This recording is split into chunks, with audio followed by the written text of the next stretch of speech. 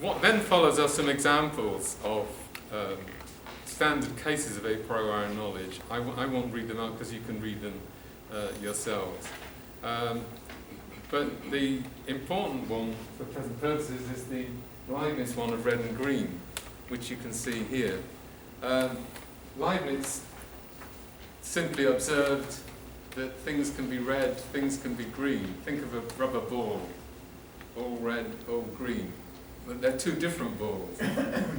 What's impossible is that one object has both at once.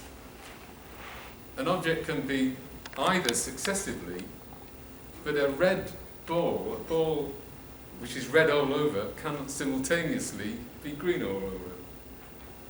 Of course, you can mix, and that's an implication. Of course, you can causally mix colours, and voila, you get brown. I'm assured by my son who's an artist that you do. I wouldn't dare to try it myself. Okay, so causally speaking, you can mix them. There's no problem about that. With regard to mixing red and green together and having both at once in the same object, is that possible? No, it isn't. It isn't, because one excludes the other. If you're familiar with Piaget's formal operations, it's operation 12 of the formal operations.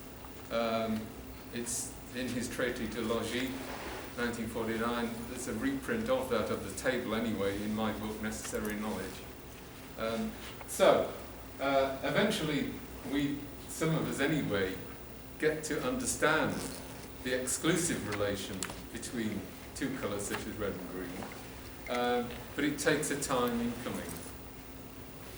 Leibniz, way back in 1705 in his Nouveau Essai, pointed out that a priori truths, they are introduced in experience. I mean, take one of the examples in paragraph 1, 7 plus 5 is 12. As a young boy, I was introduced to two additions, such as that one. I didn't realise it was a necessity. I could get it right eventually. I could add 7 and 5 to make 12. Getting the right answer is quite an achievement, of course. But it's not the same thing as knowing a priori that 7 plus 5 is 12. A priori knowing concerns how something is known, not whether it's known. And that's the crucial point about Kant. There's a nice